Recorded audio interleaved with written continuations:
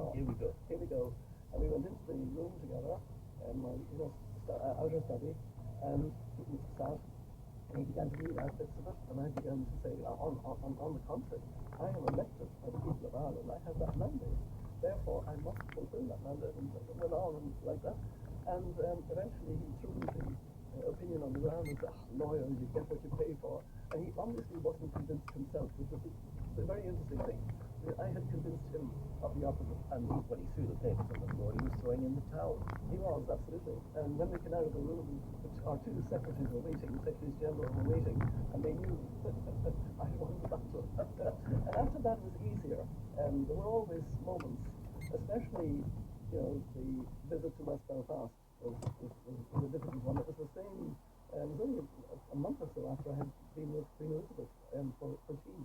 And what was it like in West Belfast as President of Ireland, in the heart of Northern Irish republicanism?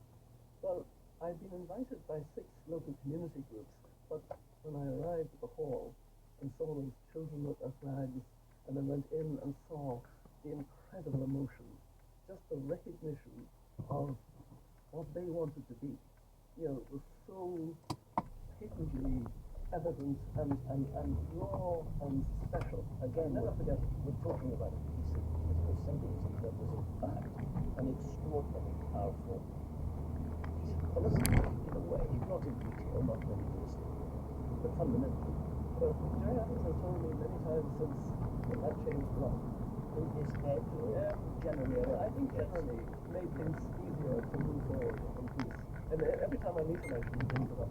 The transition that you made after your presidency to being UN Commissioner for Human Rights seems a huge leap.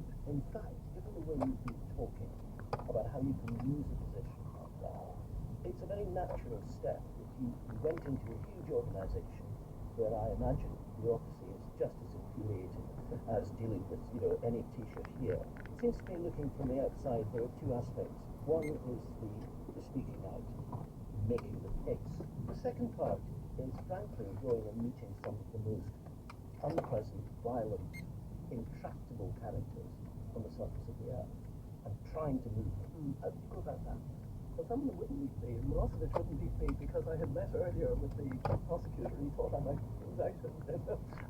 But I've never been afraid of bullies, I must say. I've somehow always wanted to stand up to bullies. I think I was trained well by these 4 brothers. I was growing up in human rights and gender equality, etc. So that never really bothered me, and still doesn't. Speaking truth to power in a very direct way. Most people, and they'll be grateful for it, don't have the experience of going into a war-torn country with, a dictator or a bully of some kind who's pursuing policies that any reasonable person would think of as cruel and inhumane, and trying, as a woman, coming in with a UN hat on, to say planning and preparation, which raised questions about the machinery of government. I think in the committee we all felt safe that this was the report we had to write. It's the most scathing report I have seen in all my time as an MP. It took me a long time to realise the problem wasn't exactly knowledge and ignorance. It was career incentives, groupthink, optimism bias, and sunk cost fallacies, psychological, institutional tendencies that warped people's thoughts. The military, for example, had a bias in favour of the idea that every problem had a solution. They were can-do. This was helpful when assaulting a hill. But this idea that failure is not an option becomes very dangerous when failure is inevitable. If you are committed to a problem, then dissenting from it could be seen as being almost treacherous. Jonathan Evans, former head of the security service, MI5. We are only going to succeed in this if we are all fully committed. And this is a war, and it's very difficult, and people are dying. And the last thing we need is people naysaying from the edges, because we are guaranteed to fail if we don't get the progress. And that has a certain moral force. Later, when I became a politician and tried to challenge the Afghan policy, I still thought the solution was to push for more knowledge within the military. Becoming a minister and being reshuffled through 6 portfolios in 4 years, being made African minister when I knew nothing about Africa, and then prisons minister when I person in my life, showed me that I was part of the problem of ignorance in government. The churn, not only of ministers but of civil servants in senior office, implies a kind of sitting loose to precisely that building up of learning, that sense of it could be at home in vocabulary and the assumptions and expectations of a new subject. The theologian Rowan Williams. If political office is primarily being treated as in one way or another a reward for good behaviour, then it's hardly surprising that long-term thinking, kind of planning that doesn't just go in electoral cycles, does fall by the wayside.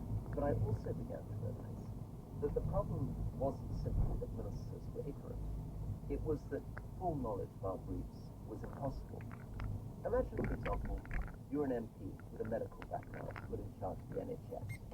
You're suddenly responsible for 132,000 doctors and over 1 million additional staff. You're overseeing not only hospitals, new drug development, and public and mental health programs in the community, but also the procurement of £30 billion worth of supplies from 88,000 suppliers every year. You're supervising 16 million A&E visits a year and over 1 million GP appointments every day. Some people disagree that this complexity makes understanding impossible. I am here at the top as somebody who synthesizes knowledge. The first thing I want to do for telling people what to do is to make sure that I accumulate all of the knowledge in the organisation. So to use a medical metaphor, it's diagnosis precedes treatment. The economist, Alex Edmonds. Perfect shouldn't be the enemy of the good. You're never going to get 100% of the information in the organisation, but the